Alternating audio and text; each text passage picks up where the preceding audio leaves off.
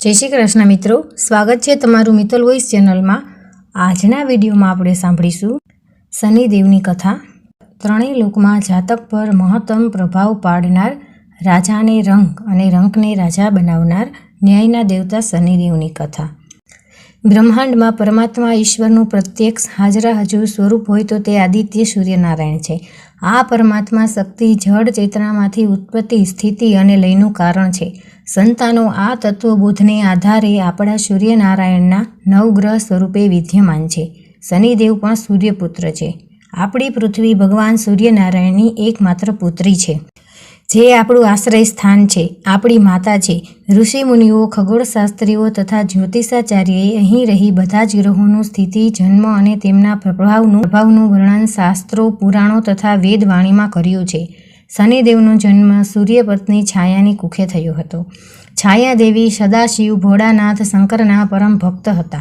તેઓ નિરંતર હરિસ્મરણ કરતા તેમથી તેમની ખાવા પીવામાં રુચિ ઘટી ગઈ। परिणाम स्वरूप गर्भ में उछरता पुत्र शनि ने योग्य पोषण मळ्युं नहीं। तेनुं शरीर श्याम वर्णनुं थयुं। ज्यारे तेमनो जन्म थयो त्यारे पिता सूर्य ने तेमना रूपथी आश्चर्य थयुं। तेमने लाग्युं के मारो पुत्र आवो न होई सके। शनिनी माता पर सूर्य ने घृणा थवा लागी। पिताना आवा वर्तनथी छाया पुत्र शनि ने पण पिता माटे घृणा थवा लागी। शनि महाराज ने थयुं के हूँ मारा पिता ने तेमना करता सवायो थईने बतावुं। आ माटे शनि महाराजना तपथी शिवजी ने રીઝવ્યા। शिवजीए शनि ने वरदान मांगवा कह्युं।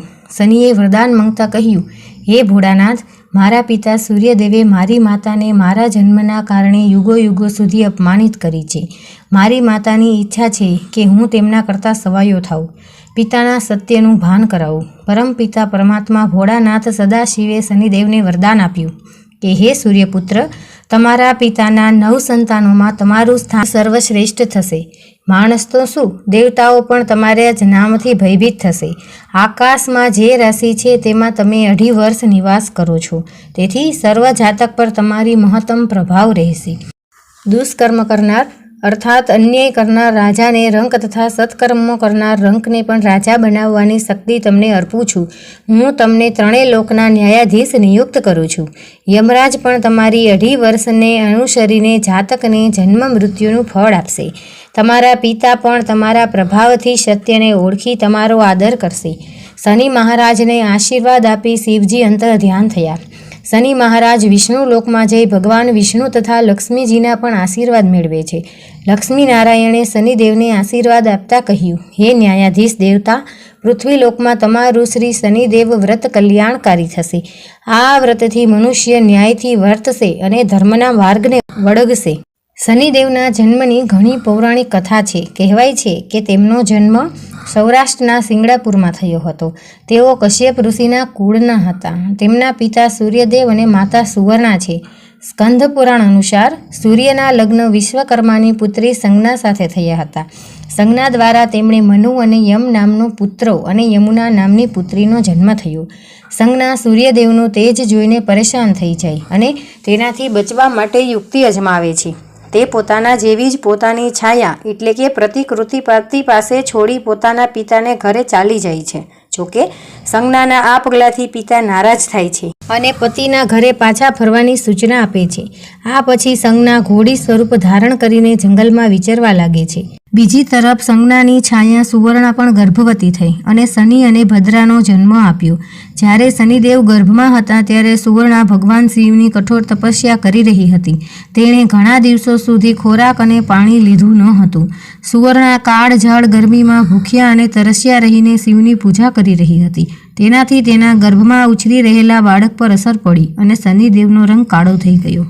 ज्यारे शनिनो जन्म थयो त्यारे तेना पिता सूर्यदेव तेमने पुत्र तरीके स्वीकारवानी ना पाड़ी।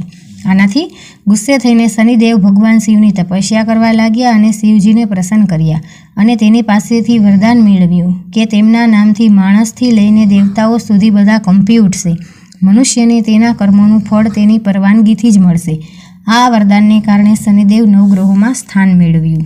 शनिदेवने शनिवारना देव गणवामां आवे छे। तेओने सूर्यना पुत्र अने यमना मोटा भाई मानवामां आवे छे। शनिनो अर्थ थाय छे मंद अर्थात धीमी गति। सूर्यनी प्रदक्षिणा करता शनिने 30 वर्ष जेटलो समय लागे छे।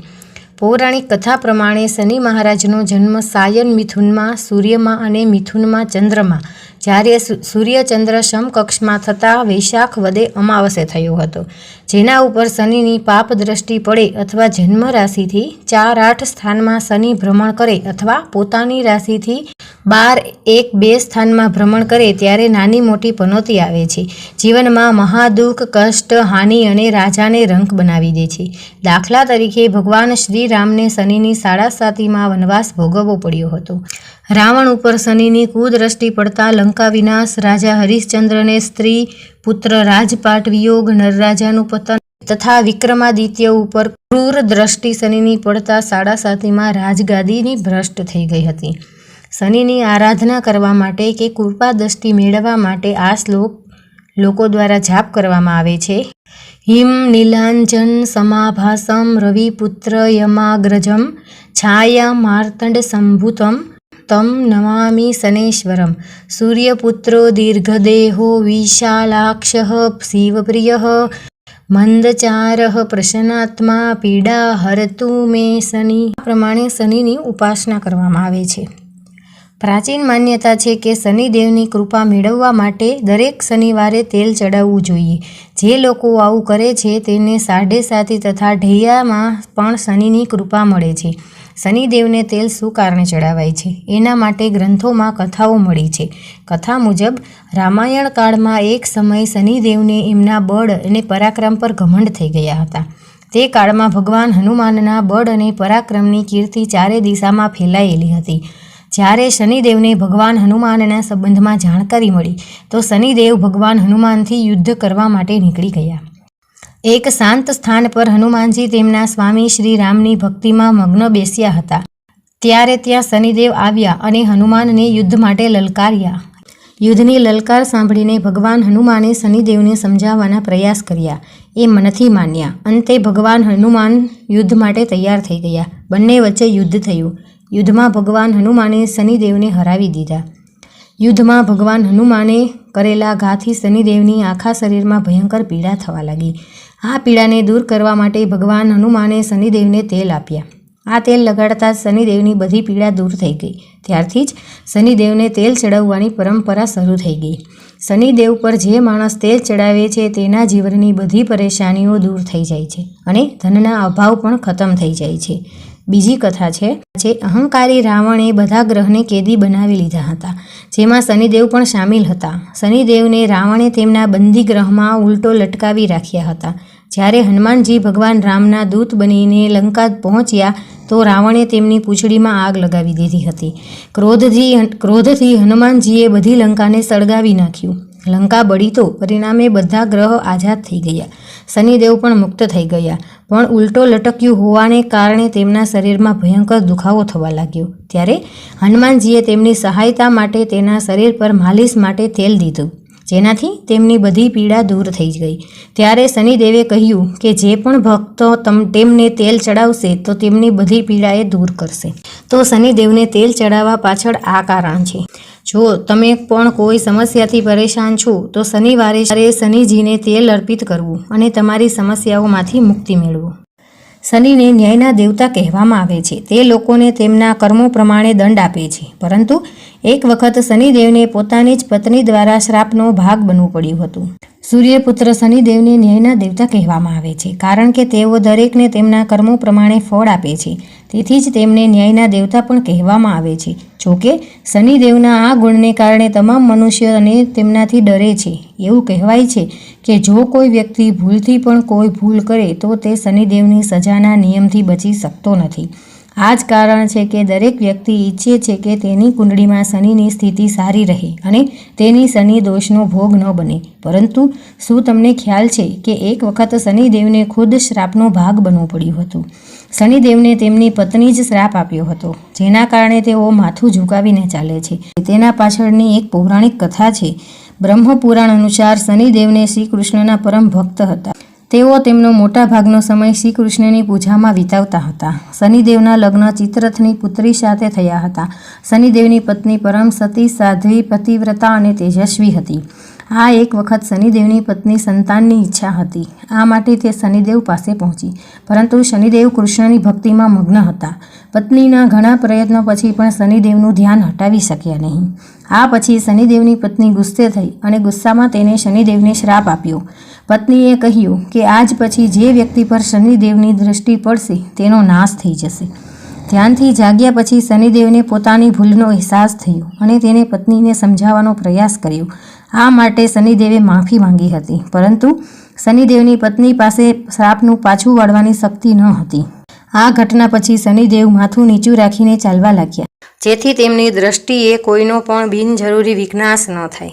જ્યોતિષશાસ્ત્રમાં નાની મોટી પનોતી કહે છે, જેના પર શનિની ક્રૂર દ્રષ્ટિ પડે અથવા તો જન્મ રાશિથી ચોથા આઠમા સ્થાનમાં શનિ ભ્રમણ કરે તો તેને શનિના દુષ્પ્રભાવનું ભોગવવું પડે છે, જેને જ્યોતિષશાસ્ત્રમાં નાની મોટી પનોતી કહેવામાં આવે છે. વિક્રમાદિત્યને શ્રી શનિદેવના વ્રતની વાર્તા. એક દિવસ બધા ગ્રહો સ્વર્ગમાં ઇન્દ્ર રાજા પાસે ગયા. ગ્રહોએ વિનંતી કરી કે હે ઇન્દ્રરાજ, તમે ન્યાય તોલવામાં નિપુણ છો. અમે અંદરો અંદર એ નક્કી નથી કરી શક્યા કે અમારામાંથી સર્વશ્રેષ્ઠ કોણ છે. ઇન્દ્ર ગ્રહોની આ વિનંતી મૂંઝવણમાં મુકાયા. જો હું કોઈ એકને શ્રેષ્ઠ કહીશ તો બાકીના મારા પર કોપાયમાન થઈ શ્રાપ આપશે. તેમણે ચતુરાઈથી રસ્તો કાઢ્યો. ઇન્દ્રરાજે કહ્યું, હે સૂર્ય સંતાનો, માન્યવરો, હું તમારા પ્રશ્નનો ઉત્તર આપવા અસમર્થ છું, પણ પૃથ્વીના ઉજ્જૈન નગરના નરેશ રાજા વિક્રમાદિત્ય તમારું સમાધાન કરશે. ઇન્દ્રનું વચન સાંભળીને સર્વ ગ્રહો રાજા વિક્રમાદિત્યના દરબારમાં ગયા. રાજાએ સર્વનું સ્વાગત કર્યું. ગ્રહોની મૂંઝવણ સાંભળીને રાજા વિક્રમાદિત્યએ ગ્રહોને આસન પર બેસવા કહ્યું, પણ ગ્રહો બેઠા નહીં. તેમણે પ્રત્યુત્તર આપ્યો કે તમે પહેલાં એ નક્કી કરો કે અમારામાં શ્રેષ્ઠ કોણ છે. રાજાએ યુક્તિ કરી. રાજાએ કહ્યું, હે ગ્રહ દેવતાઓ, તમે હમણાં વિશ્રામ કરો. સર્વને બેસવા માટે આસનની વ્યવસ્થા કરું છું, પણ એક શરત છે કે જ્યાં સુધી હું તમારા પ્રશ્નોનો નિર્ણય ન કરું ત્યાં સુધી કોઈએ આસન સ્વીકારવું નહીં. રાજાએ તેમના સિંહાસનથી દરબારના દ્વાર સુધી એક હરોળમાં સિંહાસનો ગોઠવ્યા. પણ આ શું? બૃહસ્પતિ તો રાજાની આજ્ઞા વિના તેમની પાસેના આસન પર બેસી ગયા. તે પ્રમાણે બધા જ ગ્રહો બેસવા માંડ્યા. આઠમા સ્થાને શુક્રદેવ બેઠા, પણ શનિવેદ તો રાજાના નિર્ણયની રાહ જોતા ઊભા હતા. રાજાએ પોતાનો નિર્ણય જાહેર કર્યો. આ શનિવેદ સર્વશ્રેષ્ઠ છે. તેમના માટે છેલ્લું દ્વાર પાસેનું આસન છે તે તેઓ સ્વીકારે. રાજાના આ નિર્ણયથી દેવો હસવા લાગ્યા. શ્રી શનિદેવને પોતાનું અપમાન થયું હોવાથી ક્રોધ આવ્યો. બધા ગ્રહોને કહ્યું, તમે મારું અપમાન કર્યું તે ઠીક નથી. પ્રત્યેક રાશિમાં સૌથી વધુ મારો નિવાસ છે, તેથી મારા કરતાં જાતક પર અસર કરનાર તમારામાંથી કોઈ ચડિયાતું નથી. રાજા વિક્રમાદિત્યને પણ મારા અપમાનનું ફળ ભોગવવું પડશે. પરિણામ રૂપે રાજાને પણ શનિદેવની સાડાસાતીમાંથી પસાર થવું પડ્યું. એક દિવસ ઉજ્જૈન નગરીમાં અશ્વનો મેળો ભરાયો. તેમાં દેશ વિદેશથી ઘોડાના માલિકો ઘોડાની લે-વેચ કરવા માટે આવ્યા હતા. તેમાં શનિદેવ ઘોડાના વેપારીનું રૂપ લઈને આ અશ્વમેળામાં ખૂબ જ આકર્ષક ઘોડાઓ લઈને આવ્યા. આ મેળામાં રાજા વિક્રમાદિત્ય પણ ઘોડા ખરીદવા માટે આવ્યા. શનિદેવના ઘોડાઓમાંથી એક ઘોડો તેમને પસંદ પડ્યો. રાજાએ મૂલ્ય પૂછ્યું. હે ઘોડાના માલિક, આ અશ્વનું શું દામ છે? વેપારીએ કહ્યું, હે રાજન, તમે પહેલાં આ ઘોડા પર સવારી કરો, પછી જ તેનું મૂલ્ય જણાવીશ. રાજા વિક્રમ પસંદ પર સવાર થાય છે. આ ઘોડો રાજાને દૂર દૂર ઘોર જંગલમાં લઈ ગયો. દિશા પણ ન સૂજે તેવા હિંસક પ્રાણીઓનો વસવસાટમાં રાજાને મૂકીને આ ઘોડો અદૃશ્ય થઈ ગયો. રાજાના દુઃખના દહાડા શરૂ થયા. આ વનમાં રાજા વિક્રમાદિત્ય ભૂખ અને તરસથી આમ તેમ ભટકવા લાગ્યો. હિંસક પ્રાણીઓથી બચવા રાજા એક ઝાડ પર ચડી ગયો. તેમણે આ ઝાડની ટોચ પરથી એક નગર દેખાયું. સવાર પડતા રાજા આ નગરમાં પહોંચ્યો. ત્રંબાવટી નામનું આ નગર સમૃદ્ધ હતું. નગરના ફરતા રાજા એક દુકાને જઈને પહોંચ્યો. રાજાએ શેઠને પૂછ્યું, હું ઉજ્જૈનીનો રહેવાસી છું. મારું નામ વિકો છે. મને ખૂબ તરસ લાગી છે. શેઠે આ વિકાને પાણી પીવડાવ્યું અને દુકાનમાં બેસાડ્યું. આ દિવસે શેઠને સારો વકરો થયો. શેઠને થયું કે આ વિકાના બેસવાથી જ મને આજે વધુ ધન મળ્યું છે. શેઠ તેને લઈ જમવા માટે ઘરે ગયા. શેઠાણી અને તેમની દીકરી આ સુકન્યાળ વિકાને એક ઓરડામાં ઉતારો આપ્યો. હાથ પગ મોં ધોઈ જમવા આવવા કહ્યું. ત્યાં ઓરડામાં વિકાને આશ્ચર્ય પ્રમાણે તેવું દ્રશ્ય જોવા મળ્યું. ઓરડાની દિવાલની ખીતી ઉપર એક હાર લટકતો હતો. તેની પાસે દિવાલ પર ચિતરેલ એક હંસને ગળી રહ્યો હતો. જમવાનું કહેણ મોકલાતા વિકો અને શેઠ જમવા બેઠા. તે દરમિયાન શેઠની પુત્રી તેનો હાર લેવા ગઈ તો ખીતી પરથી હાર ગાયબ હતો. જમ્યા પછી વિકો ઓરડામાં પરત આવ્યો ત્યારે દીકરીએ પૂછ્યું, મારો હાર ક્યાં છે? તમે જોયો છે? વિકાએ કહ્યું, મને ખબર નથી. વિકાને થયું કે જો હું સાચી વાત કહીશ કે ચિતરેલ હંસ હાર ગળી ગયો છે તો કોઈ માનશે નહીં. હાર અંગે ઘરમાં તકરાર થઈ. શેઠે વિકાને કહ્યું, સાચું જણાવ, નહીં તો રાજા પાસે લઈ જઈશ. છેવટે શેઠ વિકાના હાથ પગ બાંધીને તેને ત્રંબાવટી નગરીના રાજા સમક્ષ હાજર કર્યા. રાજાએ વિકાને હાર આપવા કહ્યું, પણ વિકા પાસે હાર હોય તો આપે ને. છેવટે રાજાએ તેના હાથ પગ કાપી નંખાવ્યા અને એક ગાંગા તેલીને ઘેર પછડાવે ફેંકી દીધો. એક દિવસ વિકો ગાંગા તેલીના ઘર પાછળ પડી રહ્યો. બીજા દિવસે ગાંગા તેલીની નજર વિકા પર પડી. તેણે આ વાત પત્નીને કહી. પતિ પત્ની બંને વિકાને ઉચકીને ઘરમાં લાવ્યા. તેની દવા કરી. વિકો સાજો થયો. ગાંગાએ વિકાને તેલની ઘાણી હાંકવાનું કામ સોંપ્યું. વિકો આ દરમિયાન મલ્હાર રાગ ગાતો, જેનાથી લોકો ખુશ થતા. સમય જતાં વિકો મલ્હાર રાગનો પ્રસિદ્ધ ગાયક બન્યો. એક વેળા ત્રંબાવટી રાજાની રાજકુંવરી ત્યાંથી તેની સખીઓ સાથે પસાર થઈ રહી હતી. તેણે વિકાને મલ્હાર રાગ ગાતા સાંભળ્યો. તેણે મનમાં નક્કી કર્યું કે પરણું તો આ વિકાને પરણું. રાજકુંવરીએ હઠ પકડી. રાજાએ ફરમાન મોકલ્યું. ગાંગા તેલીને ચિંતા થઈ કે આ વિકો તો રાજાનો ગુનેગાર છે અને હાથ પગવનાનો છે. જો હું રાજકુંવરીને આ જાણશે તો અનર્થ થઈ જશે. રાજા પણ તેલીને સજા ફરમાવશે. વિકાને ઘરમાં આશ્રય આપવા બદલ દંડ ભોગવવો પડશે. છતાં હિંમત રાખી ગાંગો તેલી રાજા પાસે પહોંચ્યો અને સમગ્ર ઘટના કહી સંભળાવી. છતાં રાજાએ કુંવરીના સુખ માટે વિકાને પોતાની દીકરી પરણાવવા ગાંગા તેલીને તૈયારી કરવા કહ્યું. વિકાની આ વાતની જાણ થતાં તેણે 2 દિવસની મોહલત આપવા કહ્યું. ગાંગો તેલી તથા તંબાવટીના રાજાએ કબૂલ કર્યું. હવે વિકાને મનોમન અહેસાસ થયો, નક્કી મારી આ દશા શનિદેવને કારણે છે. વિકાએ શનિદેવનું આહ્વાન કર્યું. તેમની માફી માંગી. વિનંતી કરી, હે ન્યાયના દેવતા શનિ મહારાજ, મને માફ કરો. મેં જે અન્યાયથી તમારું અપમાન કર્યું હતું તેની સજા મેં ભોગવી છે. એવામાં ગાંગા તેલીને ત્યાં વિકાને શનિદેવે દર્શન આપ્યા. શનિદેવની દ્રષ્ટિ પડતા વિકાના હાથ પગ અને રૂપ પાછા આવી ગયા. તે રાજા વિક્રમાદિત્યના ક્રાંતિમય સ્વરૂપમાં આવી ગયા. ત્રંબાવટીના રાજાને વિક્રમાદિત્ય રાજા પર શનિદેવની સાડાસાતીના પ્રભાવની જાણ થઈ. વિક્રમાદિત્યને ધામધૂમથી પરણાવી ઉજ્જૈન નગરીમાં વડાવ્યા. બંને નગરીઓમાં આનંદ છવાઈ ગયો. સૌને શનિદેવના પ્રભાવનો પરચો મળ્યો. સૌ શનિદેવનું વ્રત કરવા લાગ્યા. અન્યાય અને અધર્મનો માર્ગ છોડી શનિદેવના શરણે ગયા. બધા ગ્રહોમાં શનિદેવ શ્રેષ્ઠ ગણાય. ઋષિ મહાત્માઓ શનિદેવને ન્યાયના પ્રિય ગ્રહ ગણાવતા. વેદુર્ય ક્રાંતિ રમલઃ પ્રજાના વાણાતસી કુસુમ વર્ણ વિભસ્વરતઃ અન્યાયાપી વર્ણ ભુવ ગચ્છન્તિ તત્વ સવર્ણાભી સૂર્યાત્મજઃ અપયતિતિ મુનિપ્રવાદ. જીવનમાં આવેલા દુઃખોનો નિવારણ માટે શનિનો બીજ મંત્ર પણ શાંતિ આપે છે. બીજ મંત્ર છે ઓમ શમ શનેશ્વરાય નમઃ. ઓમ પ્રામ પ્રીમ પ્રોષઃ શનેશ્વરાય નમઃ. સમગ્ર દેશમાં તથા વિશેષ કરીને મહારાષ્ટ્ર, મધ્યપ્રદેશ અને ઉત્તર પ્રદેશમાં શનિદેવના ભવ્ય મંદિરો છે. ભગવાન રામચંદ્રજીને પણ સાડાસાતીમાં રાજપાટ ભોગવવાને બદલે વનવાસ ભોગવ્યો પડ્યો હતો. રાજા હરિશ્ચંદ્રને પત્ની, પુત્ર, રાજ સૌનો વિયોગ ભોગવવો પડ્યો હતો. પાંડવોને વનવાસ ભોગવ્યો. આમ જન્મ રાશિથી બીજી કે 12મી રાશિમાં શનિ આવે ત્યારે સાડાસાતી બેસે એટલે કે મોટી પનોતી તથા ચોથી કે 8મી રાશિમાં પસાર થાય ત્યારે તેને 2.5 વર્ષની નાની પનોતી બેસે, જેના શુભ અશુભ ફળ મળે. મહારાષ્ટ્રમાં શિરડીથી આગળ સિંગડાપુર ગામ આવેલું છે, જ્યાં દેશ વિદેશના અનેક શ્રદ્ધાળુઓ શનિ મહારાજના દર્શન પૂજન માટે આવે છે. સિંગડાપુર ગામનું નામ શનિદેવ સાથે જોડાઈ જતાં આજે તે શનિ સિંગડાપુર તરીકે ઓળખાય છે. તમને નવાઈ લાગશે કે આ તીર્થધામમાં કોઈ પૂજારી નથી, માત્ર શનિદેવની પાષાણની મૂર્તિ પર તેલનો અભિષેક કરવાનો હોય છે. અહીં શનિદેવનો પ્રભાવ એવો છે કે ગામમાં કોઈ પણ ઘરને દરવાજો નથી. આજના કળિયુગમાં પણ આ એક ચમત્કાર જ ગણી શકાય, કારણ કે દરવાજે ખંભાતી તાળા મારવા છતાં ચોર કડા કરી જતો હતો. ત્યાં ઘરને દરવાજા નહીં ને તે ચમત્કાર નહીં તો બીજું શું? શનિ મહારાજનો પ્રભાવ છે કે ચોર ત્યાં આવતા પહેલાં જ તેની કુદૃષ્ટિનો ભોગ બની જાય છે. દરેક મનુષ્યને પોતાના જીવનકાળ દરમિયાન શનિદેવની પરિણતિનો સામનો કરવો જ પડે છે. શનિદેવ સર્વગ્રહોમાં ન્યાયાધીશનું કાર્ય સંભાળતા દેવ છે. શનિદેવ માનવ કે દેવ દરેકનો ન્યાય સમદ્રષ્ટિ રાખીને જ કરે છે. તેઓ દરેકને સંઘર્ષ પછી જ સફળતા આપે છે. શનિની પનોતી દરમિયાન તેને ઓછી કષ્ટદાયક બનાવવા શનિદેવની ઉપાસના કરવી, અહમને ઓગાળી નાખવું અને ઓમ શમ શનીશ્વરાય નમઃનો જાપ કરવો. જે વ્યક્તિ નાની મોટી પનોતીઓમાંથી પસાર થઈ રહ્યા હોય તેને નીચે મુજબની પૂજા ઉપાસના કરવી. શનિવારે તલના કે સરસવના તેલની માલિશ કરવી અને ત્યારબાદ સ્નાન કરવું.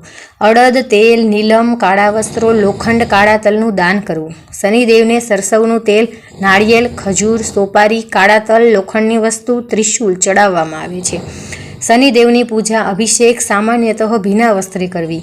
બને ત્યાં સુધી રેશમી અંબોટિયું પહેરીને સ્નાન કર્યા બાદ ભીના શરીરે કરવી.